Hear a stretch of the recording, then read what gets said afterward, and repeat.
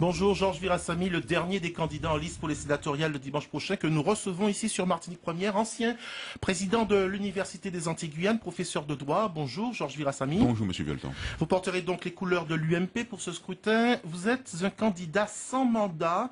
Est-ce un handicap pour vous qui briguez l'un des postes quand même les plus prestigieux de la scène politique française? Non, pas du tout. La question n'est pas de savoir si l'on possède ou pas un mandat, parce que cela serait avoir une curieuse conception des libertés publiques. La vraie question est de savoir si le candidat possède ou pas les compétences permettant d'affronter les dossiers nationaux et locaux qu'il convient de porter. Voilà la seule vraie question. Les compétences, l'expérience aussi. Apparemment, ça a le don de vous irriter, Georges Virassamy, quand on vous dit que vous n'avez aucune expérience politique. Pourquoi cela vous agace-t-il?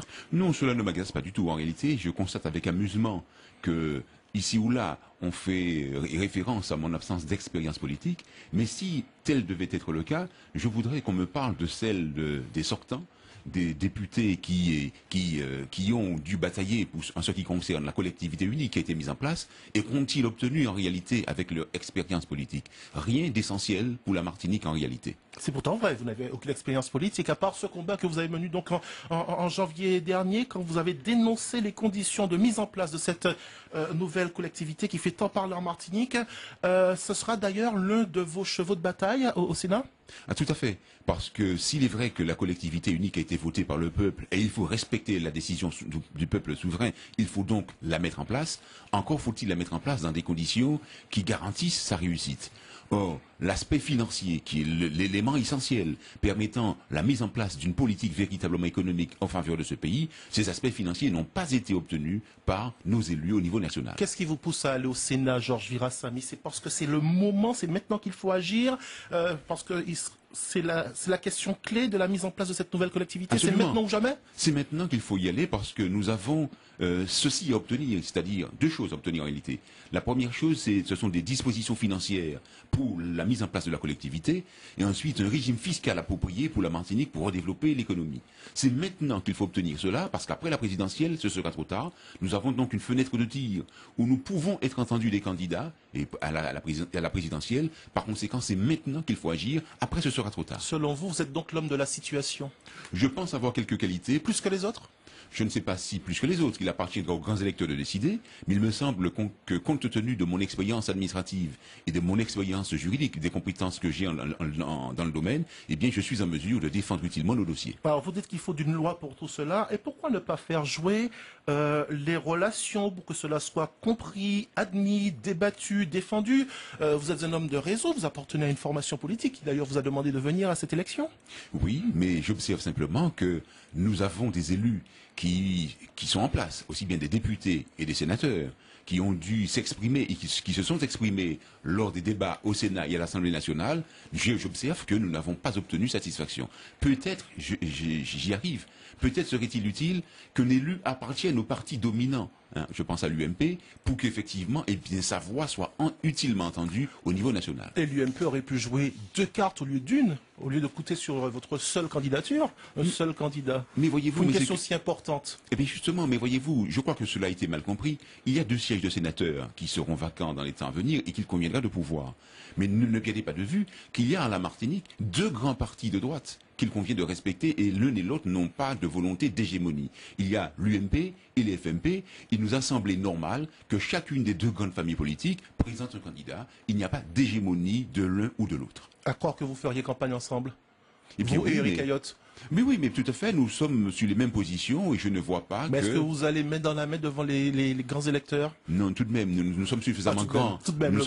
Nous sommes tout de même suffisamment grands pour nous présenter devant les grands électeurs et faire... Pour la photo de famille, ce serait quand même sympathique de voir Georges Virassamy et Éric Ayotte. Peut-être. Et pourquoi même Maurice Laroche, c'est un ancien de la dot, c'est un ancien de la maison. Peut-être, mais la question ne se pose pas dans ces termes-là. Nous avons la volonté de respecter l'existence de chacun des uns et des autres. Nous n'avons pas de souci d'hégémonie. C'est un peu prétentieux de se présenter devant les grands électeurs avec cette volonté d'aller au Sénat tout de suite, dans cette campagne que vous menez? Pourquoi? Je ne vois pas le problème de temps dont vous parlez. Il y a urgence. L'urgence commande d'obtenir les moyens pour cette collectivité. Et cette collectivité doit être mise en place, je vous le signale, dans 2 ans. Et il faut obtenir ces moyens, faute de quoi son installation va à l'échec. Alors, la Martinique est essentiellement à gauche. Il y a un fort relent de nationalisme dans notre île. Comment vous, Georges Virasamy, pouvez-vous aller et expliquer cette question alors qu'on a plutôt tendance à jouer sur des questions de personnes, d'appartenance à une formation politique bien précise? Eh bien, vous soulevez là une question qui me paraît essentielle. C'est vrai qu'une élection de cette nature se place dans un cadre partisan. Et naturellement, en plus, les grands électeurs ont une forte coloration politique puisqu'ils sont le reflet généralement des conseils municipaux, des conseils régionaux et généraux. Et bien évidemment, l'orientation politique est assez marquée. Mais j'espère qu'en réalité, ce n'est pas l'étiquette qui fera l'élu. Car les problèmes que nous avons... Vous y croyez ça? Ah, je l'espère. J'espère qu'il y a, avec les explications... C'est là qu'on vous dit, c'est là qu'on peut vous reprocher facilement votre naïveté, votre manque d'expérience de la chose politique. Eh bien, ce n'est pas l'impression que j'ai lorsque je m'exprime devant les grands électeurs et qui découvrent un certain nombre de difficultés que personne n'aborde. Imaginez-vous que personne... Qu'est-ce que vous leur dites, par exemple, Georges Virasamy, et qui fait qu'ils écarquillent les yeux, qu'ils ouvrent grand ses yeux devant des réalités que vous avancez? Eh bien, imaginez-vous que la collectivité a été votée par la loi de juillet dernier et elle sera mise en place en 3 ans. Mais à aucun moment on ne dit à la population que les dispositions financières qui garantissent le succès de cette collectivité n'ont été votées. À aucun moment. Par exemple, je vous signale que... Mais parce qu'on reste persuadé que ce sera l'argent de la région plus l'argent du Conseil général. Il a été promis lors des débats parlementaires que nous aurions les 2 dotations, de sorte que bien les affaires pourraient continuer comme par le passé. Mais en réalité, aucune disposition législative du texte ne reprend cette promesse. Ça veut dire qu'en réalité, à aucun moment, nous n'avons la garantie que nous aurons bien les dotations. Et lorsque l'on sait, lorsqu'on constate les difficultés financières de l'État, croyez-vous vraiment que l'État accordera, comme par le passé, les 2 dotations aux collectivités? J'en doute fortement. C'est la raison pour laquelle je crois qu'il faut absolument obtenir un texte qui garantisse que nous obtiendrons véritablement ces dotations. Alors, vous mettez en avant que vous appartenez à une grande famille politique, celle qui est justement au pouvoir, une famille politique qui n'arrête pas de dire qu'il y a de moins en moins d'argent, il faut serrer tous les budgets. Quelles sont les chances de la Guadeloupe, de la Martinique et de la Guyane dans l'avènement de leur collectivité unique? Quelles sont leurs chances d'avoir une loi qui leur garantirait un budget précis chaque année qui passe? Eh bien, c'est précisément là la difficulté. Parce que Comment allez-vous mener ce combat-là, Georges Virasamy, dans cette réalité? Mais nous avons des moyens de pression, nous en avons au moins un, qui est l'élection présidentielle, qui risque de se jouer de manière très serrée. Je pense 400 000 Martiniquais, plus 250 000 Guyanais. Mais c'est tout l'outre-mer qui doit se mobiliser. C'est tout l'outre-mer qui doit se mobiliser. Les Réunionnais, les Guadeloupéens vont se mobiliser sur cette question? C'est l'outre-mer qui doit se mobiliser. Eh bien, il va falloir développer cet esprit, faire en sorte que cette question soit abordée, parce que je n'imagine pas qu'on laisse passer, c'est la dernière occasion, l'occasion de la présidentielle pour obtenir ce que nous aurions dû obtenir.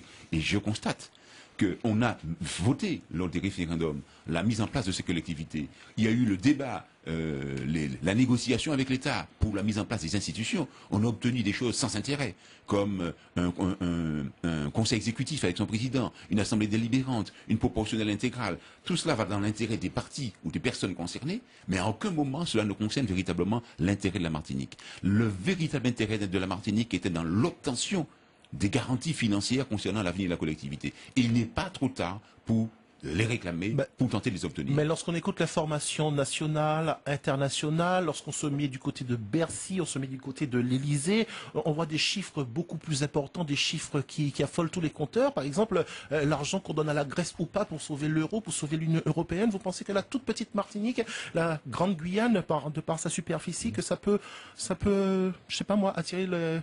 C'est toute la difficulté. Non, mais je comprends votre interrogation, c'est toute la difficulté, mais votre interrogation doit-elle conduire à se dire eh bien, qu'il faut renoncer, eh bien qu'il n'y aura pas de moyens et que la Martinique devrait continuer de s'enfoncer dans les difficultés. Voilà la réponse éventuelle à votre question. Moi, je ne vais pas dans ce sens, je dis qu'il faut se battre et nous verrons bien si nous obtenons ou nous n'obtenons pas, mais alors chacun devra prendre ses responsabilités. Quelles sont vos chances d'être élu?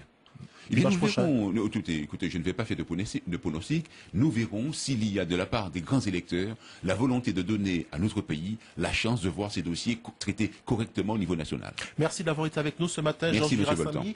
On rappelle que vous êtes le dernier candidat que nous avons reçu, dernier candidat en lice pour ces élections sénatoriales qui auront lieu dimanche prochain. Nous avons reçu l'ensemble des candidats à ce scrutin. Merci, bonne journée. Merci, Monsieur Volton.